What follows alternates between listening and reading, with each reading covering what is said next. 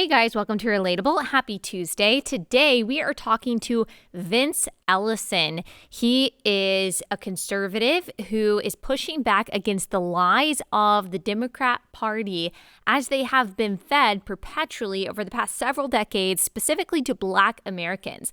He argues that Democrat policies and the ideology that is being pushed by the Democrat Party has actually destroyed the Black community in America and how it has infiltrated Black theology and what is typically referred to as the Black church has only been detrimental to Black Americans. So we are going to talk about the details of the problems that he sees Black America facing. He is going to give us some very strong recommendations for how we should be thinking about this, what we should be doing about this politically. I know you're going to enjoy this. He is very bold. He is extremely insightful. He's very knowledgeable about this subject. I know that you're going to love his passion. Before we get started, this episode, as always, is brought to you by our friends at Good Ranchers. Go to goodranchers.com/Allie. That's goodranchers.com/Allie.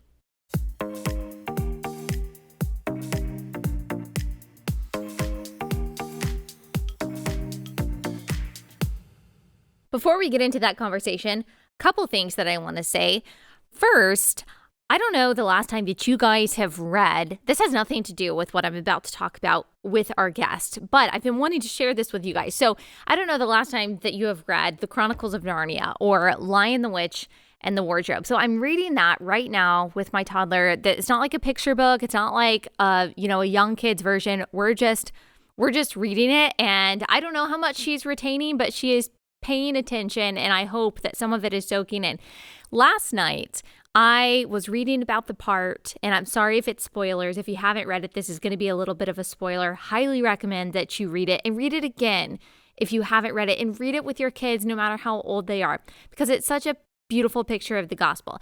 So I was reading the part where Aslan was voluntarily walking to be sacrificed, and I'm reading as the minions of the White Witch are taking him down and torturing him and kicking him, and he is just laying there peacefully, and Lucy and Susan, they're crying and they're wondering what's happening, and of course he is executed by the White Witch. And I was thinking this whole time, he's doing this for Edmund. He's doing this for this traitor, the kid in the story who the whole time you don't like, not just because he betrayed his own family. He did the worst thing that you can possibly think of, but also because he was just kind of like the snotty brat in the character that no one likes. And you kind of find yourself thinking throughout the book, I'm so glad that I'm not like that. I'm so glad that that's not my personality. I would never do something like that. I would never say something like that.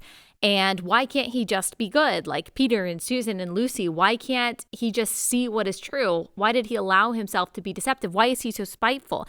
And then you're watching Aslan sacrifice himself for Edmund, and then you realize, as I was realizing, I'm sure I've realized this before because I've read this book several times, but I could barely hold it together reading this part out loud. I realized that we are Edmund. We are Edmund. We are the seemingly unlovable, the very undeserving people that Christ voluntarily and peacefully and submissively sacrificed himself for. Throughout the book, you hate Edmund. You don't like Edmund. You just want him to change. In the end, you realize that we are Edmund and that Christ died for us. And man, you don't think that you can get that much out of a children's book. You don't think that it's going to bring the kind of emotions that it does, but that's what the gospel does. That's what the gospel does. Have you ever been singing a song on Sunday morning and it just, you don't even know, you don't even see it coming, and you just get that lump in your throat, and you get the tears in your eyes as you just realize the beautiful simplicity and the wonder and the miraculousness of the gospel? That's how I felt last night when I literally could not hold it together reading this, what is supposed to be a children's book, to my child. I love how the Holy Spirit hits you with the truth of the gospel that you've heard a million times at the times that you really least expect it, and renew your gratitude for what Christ has done for you, and renews your humility about where you actually stand before God without Christ. So I just wanted to make sure that I told you that as a form of encouragement.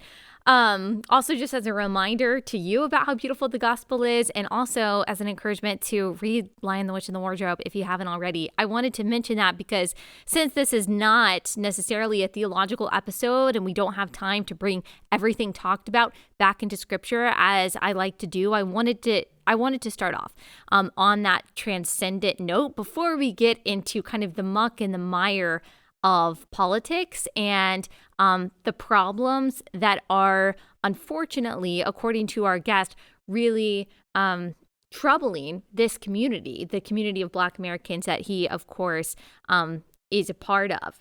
And before we get into the actual conversation, I did want to kick us off and set up some context for one troubling statistic that I saw recently that I really think speaks to a lot of the issues that he is talking about facing Black Americans. And I was just stunned by this when I saw it on Twitter. So this is a tweet by Ryan James Skrdusky, and he is quote tweeting new statistics that were published by San Francisco Public Schools that were comparing white, Asian, African American, and of course it says Latinx or Latinx, Latino, Hispanic students when it comes to enrollment, when it comes to absence, when it comes to suspensions, when it comes to ready for kindergarten, math performance, reading proficiency, and really the comparisons are really, really troubling. So according to this, 63% of Black kids are chronically absent. That's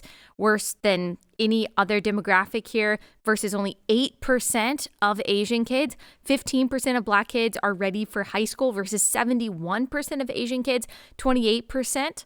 Only 28% are reading proficient versus 70% of Asian kids and 85% of white kids. So some of the biggest gaps that we see aren't actually between white students and Black students, which is the only disparity that we're ever told that we're supposed to focus on, but actually between Asian students and Black students. I do not think that it is a coincidence that the fatherlessness rate is also the lowest among Asian Americans, lower than among white Americans, lower than among Hispanic Americans. Of course, the fatherlessness rate is highest among Black Americans. We're told that this is all because of systemic racism.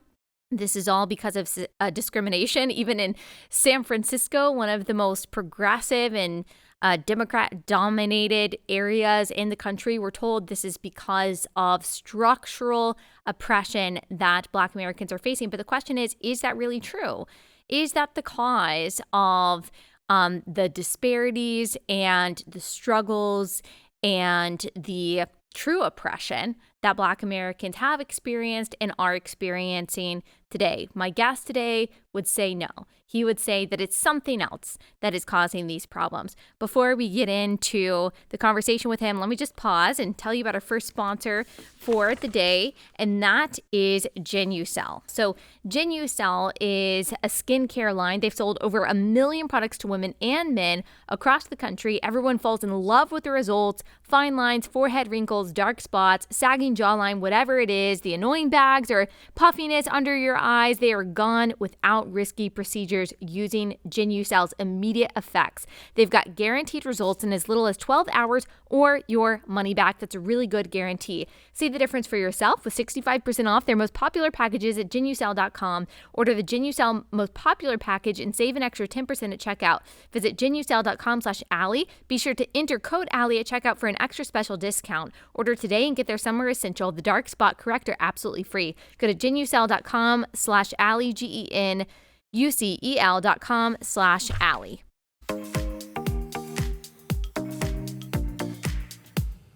Mr. Ellison, thanks so much for joining us. First, to start off, can you tell us who you are and what you do? Yes, my name is Vince Everett Ellison. I'm a writer. I'm a lecturer. I was born on a cotton plantation in Haywood County, Tennessee, and my father was a sharecropper. He pulled us out of poverty by hard work, believing in God. And we started a gospel singing group when I was a boy called the Ellison Family. We went around singing gospel music all over the South and all over the eastern part of the United States of America, praising God in most Black churches around the area. That's where I got my knowledge of the Black church. After that, I went into college, went to Memphis State University, and started working in the prison system after that. And working in the prison system is when I saw that we had not overcome. I saw that we had actually gone backwards as black people, and I wanted to find out why. Mm. So I quit my job after 5 years, and I went into the black community to find out what was going on. And of course, the black intelligentsia told me that it was the evil, rich, white, conservative Republicans that were keeping black people down. Mm. So when I went into the ghettos to find out what was going on there, something interesting happened.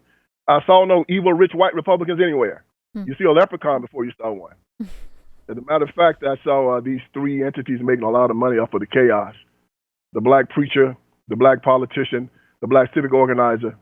I called them the Iron Triangle, and I wrote my first book exposing them to the country. And in my second book, I wrote 25 Lies of the Democrat Party. Lies to America, the 25 most seductive, damnable lies. And I showed how the black preacher, the black politician, the black civic organizer was just conduits between the rich white liberals and the Democrat Party, the black community. Their job was to get the black vote. That was it for the Democrat Party. Hook or by crook, it didn't matter. So that's what they've been doing. That's what I've been exposing. That's what I've been talking about. And 25 Lies says explicitly that the Democratic Party is the evilest institution in the history of the world. Murder, rape, you name it, they've done it. Tell us a little bit more, before we get into more detail about your description of the Democrat Party. Tell us a little bit more about your observation that Black Americans had gone backwards. Is that an opinion you still hold today? And what do you mean by that? Yeah, if you look closely at the black community now, every institution that we had before the Civil Rights Movement, family, economy, religion, church, education, have been destroyed. The black school, the black education system destroyed, the black family destroyed, the black economy destroyed. The black church has become an apostate church controlled by a bunch of they call it black liberation theology preachers who only talk about prosperity gospel. But Jesus said that a tree will be known by the fruit it bear. He said, how will you know the false prophets? He said, you'll know them by their fruit. Not by their works, not by what they say, but by what they produce. And if you look at the black community in every metric, except one, and that is electing black liberal politicians, black people have gone backwards. And Democrats are proud of it. They're not trying to do anything to change it. They fight against school choice. When they got in, the first thing they did was took the work requirement out of welfare. So you don't have to work now in order to get any type of benefits from the government, which has made the people slaves to the Democrat plantation again. They destroyed the black family. They're not trying to. They fought the welfare reform that tried to build the black family. They fight against any type of religious liberty. Matter of fact, they tried to pass a law to require churches to put LGBTQ bathrooms in them, to make them do LGBTQ weddings. So the Democratic Party, from 1800 to 1860, it was the party of slavery. From 1860 to 1865, it was the party of the Confederacy. From 1865 to 1965, it was the party of Jim Crow. And now it's the party of abortion, atheism, lawlessness, extra-constitutionalism, and basically murder. I have surmised, and I've counted up, that since their inception in 1800, they've killed over 100 million Americans, 60 million of them black. And they're proud of it. They haven't changed a thing. They are still an evil institution, same as they were in 1800. The Nazis came over here in 1920 to consult with the Democrat Party about the Nuremberg laws, because the Democrats had done to black people exactly what the Nazis wanted to do to the Jews, and they wanted to find out how to do it properly. So they are an evil institution, and they haven't changed a bit.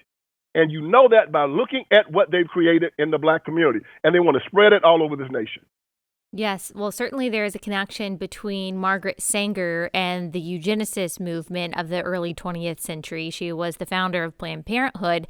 And of course, she had what she called, as you know, the Negro Project. She said she didn't want the word to get out, that she wanted to exterminate the Negro population. And man, that is still going on to this day. There is a wildly disproportionate rate of abortion among Black women, and that is being perpetuated by Planned Parenthood, which is funded by the Democrat Party. So certainly I do think that there is that common thread that we see today. Oh, no doubt. It started in the Civil Rights Movement. I was wondering why Kaepernick and all the athletes started kneeling in 2018. I was confused about it because, here they are. These guys are rich. They're all good-looking men. White people love them. Black people love them. And I was wondering why they were kneeling. And, the great writer Thomas Wolfe said, you see a thing 1,000 times before you see it once.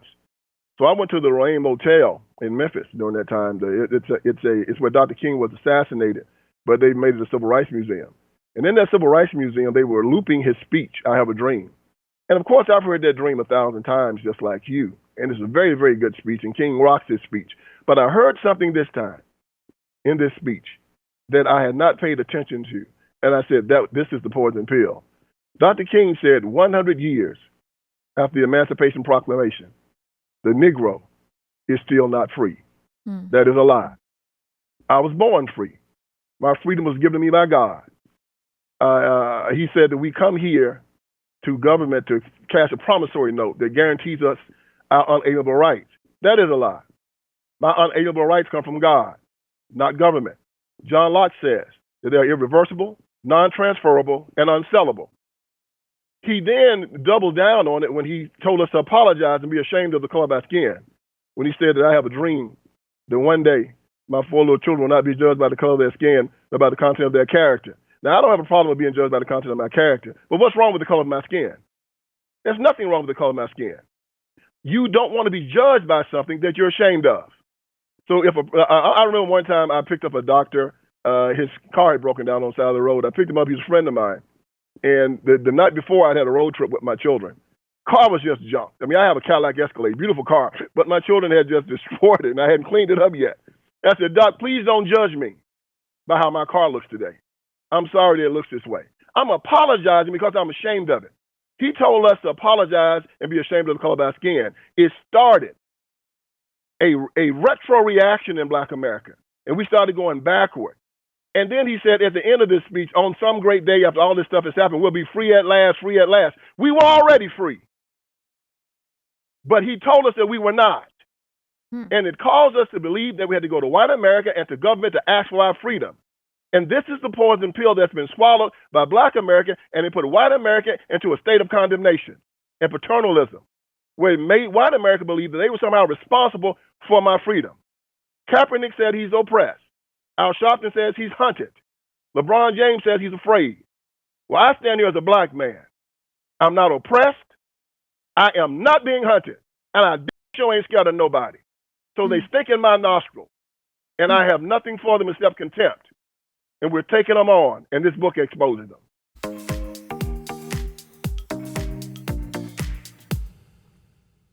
All right, quick pause to tell you about our second sponsor for the day. That is Annie's Kid Clubs. Summer is almost over, but you still got a few weeks left. You want to make sure that your kids, when they're spending their time indoors, that they're still spending their time wisely and productively, still working their brain rather than just sitting them in front of a screen. You need Annie's Kit Clubs. Every month, they'll send a new shipment with all the special supplies and instructions that your kids need to make a fun craft project. From woodworking kits or STEM subjects or jewelry making, they've got lots of hands-on crafts that your kids will love.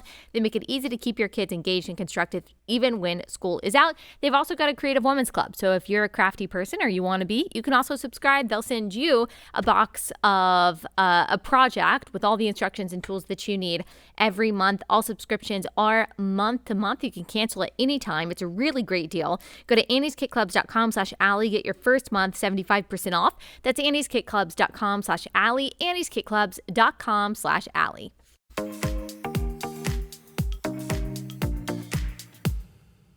I'm curious to hear a little bit more about the role that you believe that the Black church plays here. You mentioned that you grew up in the Black church. You're very familiar with that. And the Black church is very, as you know, political, that they will often not just say, hey, we need to vote, but actually explicitly say we need to vote Democrat. We need to vote for this particular candidate. They will bring candidates in to their churches, endorse them. And of course, white evangelical churches are criticized for being too patriotic, for having too many American flags, or for talking about Trump.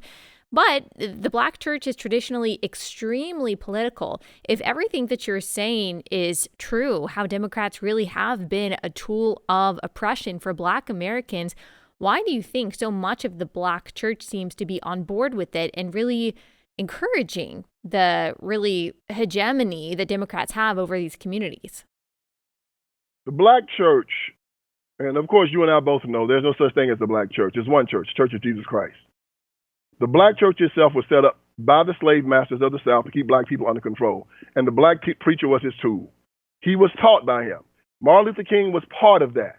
Matter of fact, after the Montgomery bus boycott, Stanley Levinson, the number one communist in America, met with Martin Luther King Jr. and they all started funding the civil rights movement, and they gave Dr. King an order, and they told him to start to take over the National Baptist Convention. It was a 10 million strong black membership.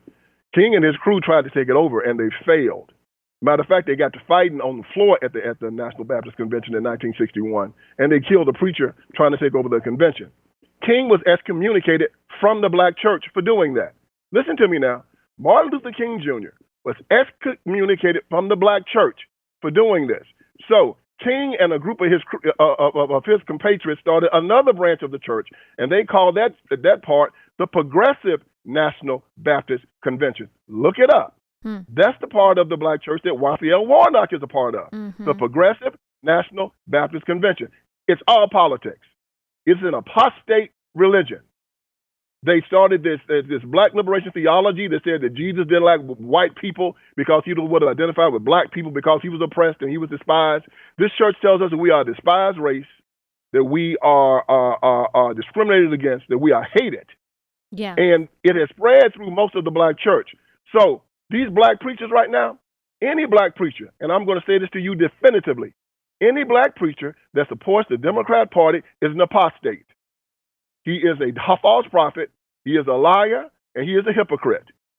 He supports abortion, he supports same-sex marriage, he supports kicking God out of the public square and out of public education. He supports the destruction of family. That means he is an apostate. And the condition of black America verifies what I'm saying. Look at the condition of the people. If they were right, we would be on the top of everything in America. The Jewish people are doing well. The people from India are doing well. The people of Asian descendancy is doing well. Nigerians come over here, and in one generation, they are the most prosperous immigrant group in America, and they are dark-skinned black. It has nothing to do with skin color. It has nothing to do with being a minority. It has everything to do with being taught everything that is against the faith and against the capitalistic concepts of America. It's like you go into a doctor. You say, "Doctor, I got high blood pressure. What do you want to do for me?" He said, "Eat swine, don't exercise, eat a lot of salt, and lay on the couch all day and you'll be fine." You get worse.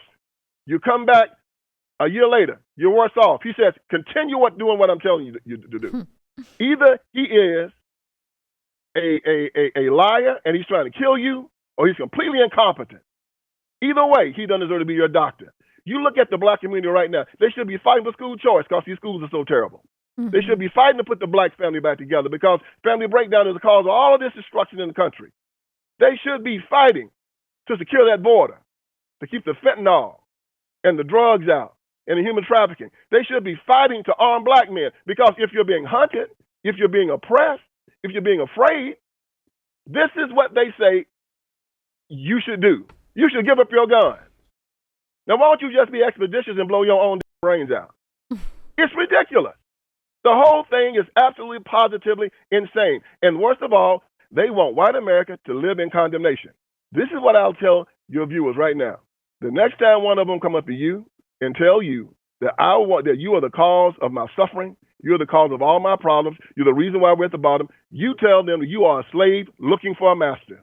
And I refuse to be your master. If you want a master, go to the Democratic Party because they are masters looking for slaves. I will help you become a free man, as I am a free man. I will help you exercise your freedom like I exercise mine. If you need a job, I help you find one. If you need education, I help you get one. If you need a good preacher, I help you find one. Short of that, if you come to try to take something from me or hurt me or mine, I got two things that'll get you off of me. Jesus Christ and my 38. Come try me. Tell me a little bit more about how you mentioned the prosperity gospel earlier. We've talked about both the prosperity gospel and liberation theology, James Cone, the problem with all of that has really seeped into the church at large. Tell me a little bit more about how you believe that the prosperity gospel has dominated what is typically known as the Black church, although you're right, there is just one church, but churches that are predominantly filled with Black Americans. Where do you think that plays a negative role here? Well, we all know that the Christian religion teaches you that Jesus Christ will give you peace that transcends all understanding. When you're after money, when you're after possessions, you're actually after peace. You're after security.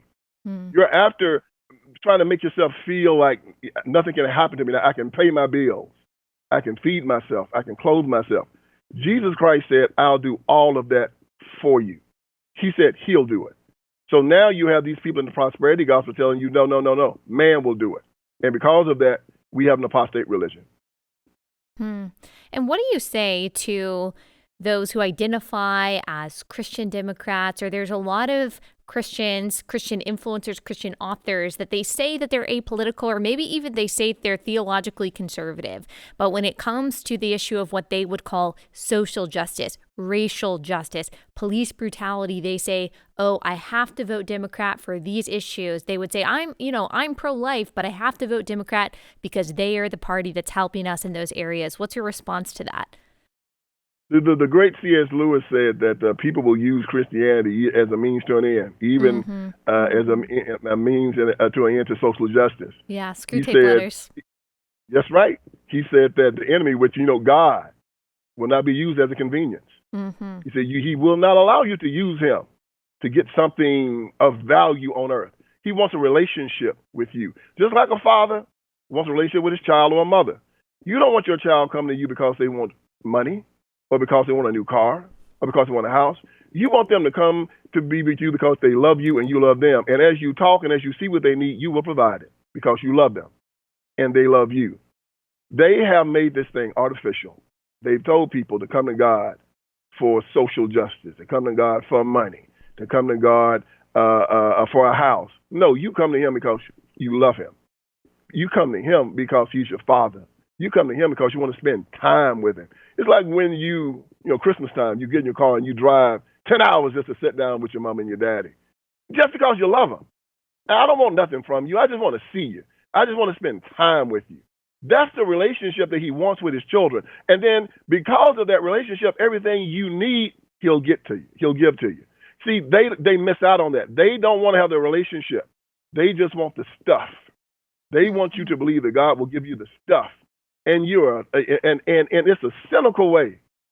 It's like a pimp and a prostitute, and God won't be used as a convenience. And all these people now, they're just prostitutes. They're lying to the people. Jesus Christ came. He really scolded the Pharisees and the Sadducees because they had led the people wrong. And what did they do? They went to the government to have him killed. These preachers go to the government for everything they want. It is a lie. Jesus will provide everything. And no matter how often good Christians tell you that, my daddy will tell you that, my brothers and sisters will tell you that, I'm sure you will sell the same thing to people. They don't want to believe it because they have the preacher who has so much authority in the Black community tell them something absolutely, positively different. And this is why he has such a visceral effect on me. And this is why I wrote in my book that the Black pastor is the crookedest occupation in America right now. My father told me he was a gospel music DJ for 28 years in Brownsville, Tennessee.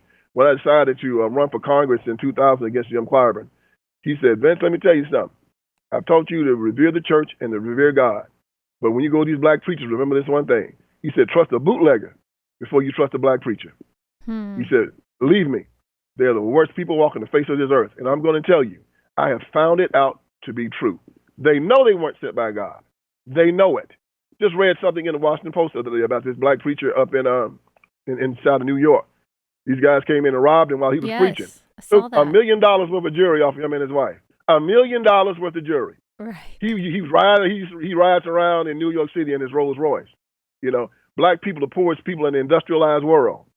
And something else I want to tell you about. If you read the Moynihan report, Moynihan told Lyndon Johnson in 1965 that the Black family was going to be destroyed because of the welfare society how it's set up.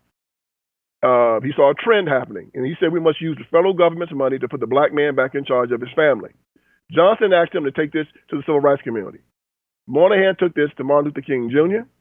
He and McGeorge Bundy met with the civil rights community, and McGeorge Bundy wrote, and this was written in the book Bearing the Cross by David Garrow. It won a Pulitzer Prize. He said it's a wonder Moynihan got out of that room alive. McGeorge Bundy was head of the Ford Foundation.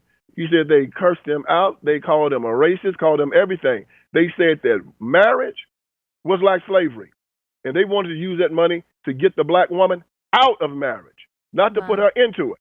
So they went to Lyndon Johnson and they demanded that instead of the man be in the house for welfare, that he be out of the house.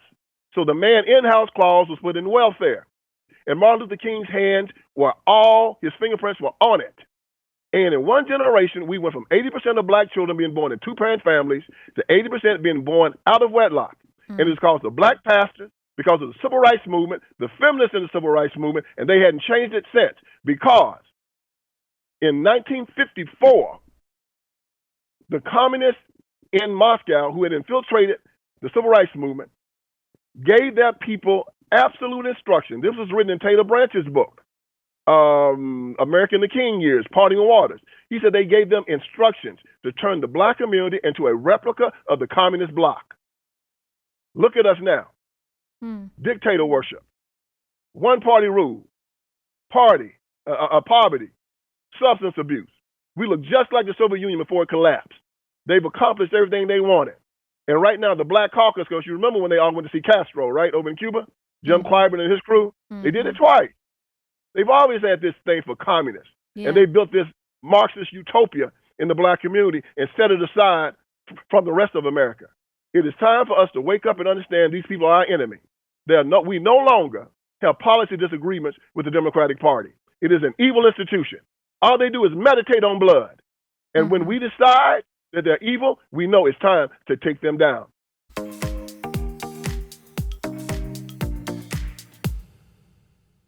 Last sponsor for the day is Birch Gold. You know what's never good? When your nation's supposed authority on economic policy completely misses the mark and has absolutely no idea what she's doing. Treasury Secretary Janet Yellen has finally admitted, quote, there have been unanticipated and large shocks to the economy that have boosted energy and food prices. Who could have thunk it? And supply bottlenecks that affected our economy badly that I didn't at the time fully understand, and yet a lot of people did. So her ignorance is not really an excuse. You know who understood the real threat of inflation? People who invested in gold and silver with Birch Gold Group. They're protecting their savings from a highly turbulent economy by diversifying their 401k or IRA into gold, physical gold. It's not too late for you to do the same thing. All you have to do is text Allie to 989-898, get a free info kit on diversifying and protecting your savings with precious metals. That's Allie to 989-898 to get your free info kit. Allie to 989-898.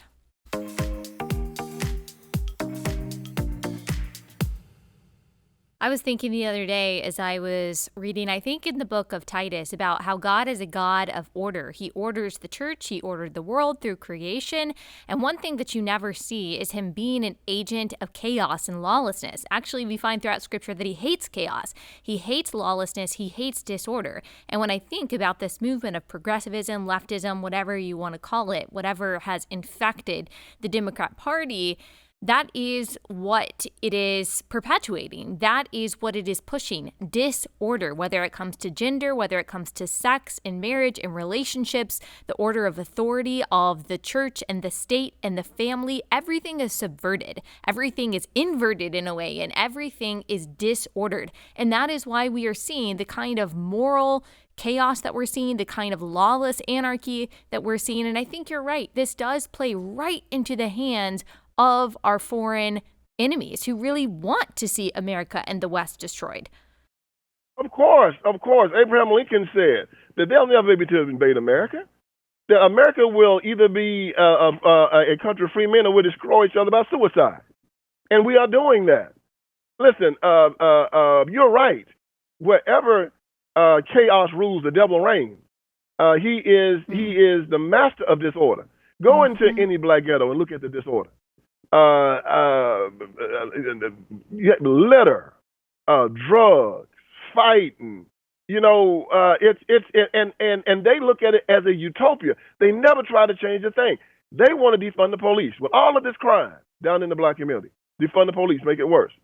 They see these schools not educating these children. They know it. They have the same data you and I have. But what is their plan? Let's give them more money.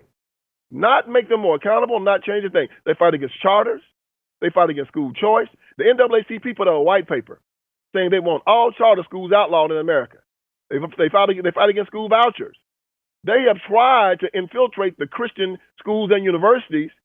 They went to the Supreme Court last year saying that they want to make sure that gay and lesbian teachers can teach at Catholic schools and Christian schools. These people see what's going on. They've looked at the statistics, and they have seen that for the last 7 years, the population of the United States of America has been dwindling. We are now at a negative rate of population growth for the first time in our nation's history because of abortion, because of the destruction of family. They have taken the childbearing ages of like maybe between 18 and 35, right? And now 20% of those children see themselves as LGBTQ, when in my generation, only about 1 or 2% saw it. Mm-hmm. So you've taken 20% of the child-rearing age and you put them in a position where they can't have children. Mm. And now America is dying. They see these statistics and they get mad when we say we don't want to abort the children. These people are marching to murder children who've not even been born yet. Yeah. This is a sickness. Now, when Abraham Lincoln called slavery evil, we destroyed it. Mm-hmm. When Churchill and Roosevelt called Nazism evil, we destroyed it. When Ronald Reagan called the Soviet Union evil, we destroyed them. We right now no longer have policy disagreements with the Democrat Party. They have told us who they are. For a long time, they lied about wanting to abort children up to the 9th month. They admit to it now. For a long time, they lied about gay marriage. They admit to it now. For a long time, they lied about trying to groom children into an LGBTQ lifestyle. They admit to it now. For a long time, they lied about trying to take over Christian universities and churches and synagogues. They admit to it now. We know who they are. We know who the enemy is. We need to stop acting like they are just another party that is part of the American political system. We have to call them an evil institution that needs to be either completely destroyed or completely changed. One or the other. This will be the 4th time that we've had to destroy the Democrat Party to save America. We had to do it in the Civil War. We had to do it during Jim Crow. We had to do it during all of these during the times when they had the Ku Klux Klan and the red shirts during the time of Reconstruction. And now we got to take them on again because now they're killing. They're trying to kill more children that are being born. They're trying to destroy the family, and they're trying to destroy God, and they're trying to destroy the borders. They're trying to destroy our economy. They're trying to take away our right to keep and bear arms, which means they will destroy the United States of America. They look at the stats. They know what they're doing. This is all a plan, and unless we wake up and understand it, they are going to accomplish their plan, and then they're going to try to come and kill us all. And this is not overstating it. These are evil people. They are evil. Well, I mean, I think that you could look at historical precedent and say that the movement of communism has always been a murderous one. If you look at Mao's Cultural Revolution, which I think that we share a lot of similarities to that, like when you're looking at struggle sessions, people who dissented being shamed and tortured publicly until they acquiesced and apologized and agreed with the regime, we see that in a variety of forms in the public square today. And I do think that they kind of glorify the Chinese Revolution that happened in the 20th century, which, of course, that and the Great Leap Forward led to the deaths of tens of millions of people. I do see that certainly through a lot of this climate activism, the suggestions that we're going to do away with meat, that they're going to confiscate people's farmlands, which is happening in the Netherlands right now. I mean, we saw them take away people's economic livelihoods during COVID. So I actually don't think that it is a leap, what you're saying, that at least you could say that these progressive policies that they're going to put in place, whether it's for the sake of equity, they say, which is what, allowing criminals back into the streets is done under the guise of that, or whether it's climate change policy or whether it's their economic policy. I mean, you are looking at devastation and death in a lot of different ways, unfortunately. Yes. And they know that they're going to have to cause pain. This is why the gas prices and the recession doesn't matter to them. They will tell you, you cannot have a revolution in a feather bed. It's going to cause pain. And their job is to cause that pain. Castro did it in Cuba. Lenin did it in Russia. Mao did it in Communist China. As you know, they're doing it in Venezuela. They don't mind causing the pain. They want to cause the pain. When you read Trotsky and when you read Stalin, they talk about terror. They talk about doing revolution through terror. Che Guevara, Castro, all of them read these books, and they would go into countries and start revolution. As a matter of fact, that's one of the problems of Cuba. Every dime they get, they're trying to foment revolution somewhere down in inside of South America, and then they want to bring it up to America. It is a worldwide conspiracy. They are dead enders. They've never stopped. They have their crew here in America that they are using to get it done. They have infiltrated our government. They've always been there, and the media covers for them. They will not tell you the truth about it. They tried to cover for the Rosenbergs for years until Glasnost came out and told us, yes, they were spies. They try to cover and make Fidel Castro look like he's some type of swashbuckling hero and Che Guevara T-shirts here in America. You know, you had the Black Panthers selling the Red Book down at Berkeley inside of California, and they end up being nothing but a bunch of dope dealing hustlers and selling poison on the streets of black people in Oakland. You know, every time you look at one of these black organizations, whether it be the Black Guerrilla Family, whether it be the Crips and the Bloods, whether it be the Black Panthers, whether it be any of them, you'll find out there was a Marxist, communist connection to them. And they took their money and they came to America and they tried to burn it down. Look at Black Lives Matter. They will tell you they're Marxists. They don't lie about it. Oh, yeah. And they have set this country on fire. And then black churches and black liberation theology is a Marxist concept. And you and I both know that if Marxism is carried out to its end, what does it do? It destroys the church. Yeah. It destroys Christianity. And these idiots are supporting it. Yeah. Seeing black preachers with a Black Lives Matter T-shirt on. He said, idiot, don't you know that Black Lives Matter get their way? They're going to cut your head off with a guillotine. Yep. They don't know it. That's Marxism. And what we have to do is stop pretending that it's not. Stop pretending that the Black Caucus has any legitimacy in America at all. That black politicians or black preachers or black civic organizations that side with the Democratic Party have to be called out for what they are. They are anti-American. They are revolutionary. And they seek to destroy this nation and kill millions in the process. And we have to look at them as enemies of the state. I read something in Taylor Branch's book that blew my mind. He said that John F. Kennedy called Martin Luther King Jr. to the White House, told him that he had communists in his group.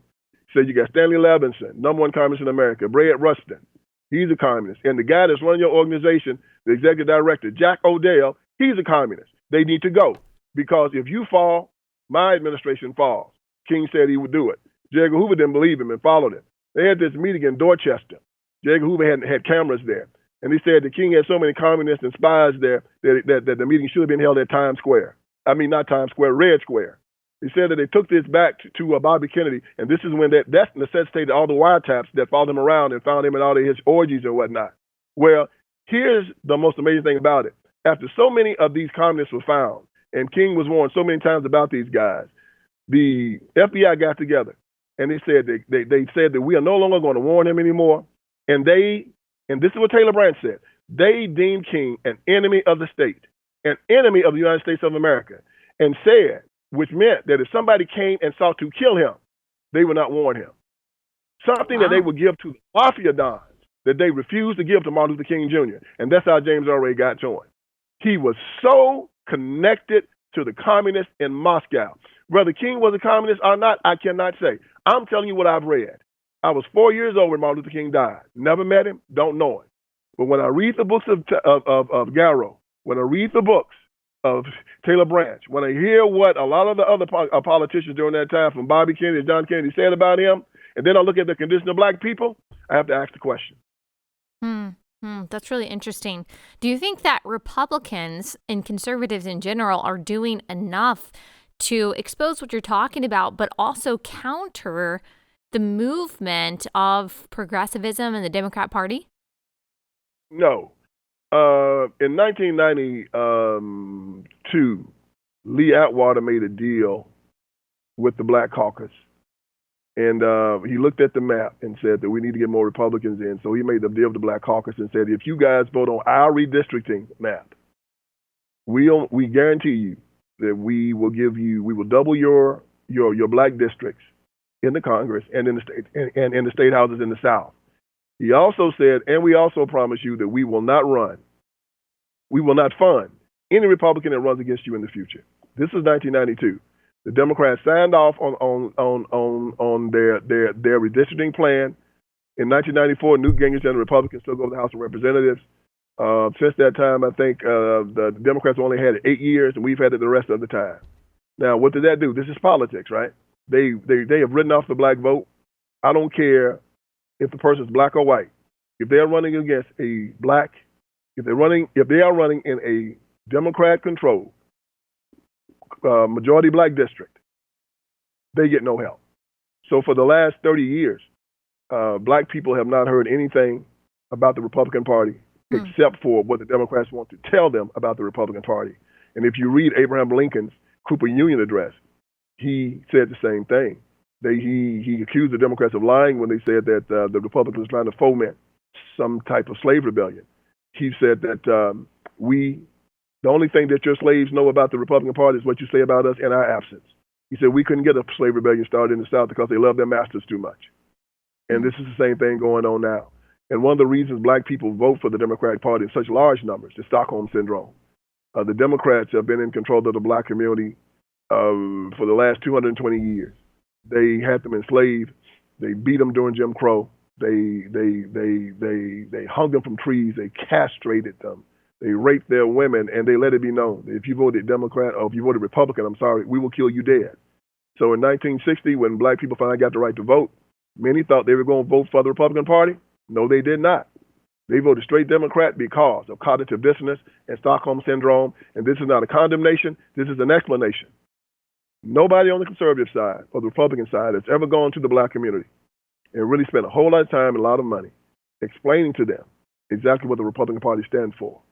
Right now, you have people in the black community that are mostly apathetic and miseducated. But then you got three other parts of this Democrat coalition that exists. And these are the evil, these are the insane, and these are the crazy people, man. They just, it's nothing you can do for them. You know, the stupid people, the insane people, and the evil people have to just be defeated. So we can deal with the apathetic, and we can deal with the miseducated. You can get them started. But when you deal with the insane, when you deal with the crazy people, when you deal with the evil people, that's a whole nother matter.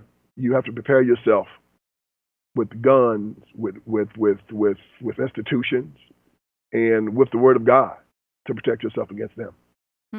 Well, thank you so much for your insight. I appreciate your clarity and your knowledge on this subject so much. Can you tell people where they can buy your book, 25 Lies, and where they can follow you? Please just go on Amazon.com, go online. It's in many of the bookstores also, but you can go to Amazon.com, BarnesandNoble.com, and you can get 25 Lies. Please read this book. It's easy to read. Each chapter is no more than 10 pages. Some are like maybe 3 to 4, but it can be used as a handbook. These 25 lies. One is you will be held accountable for your vote.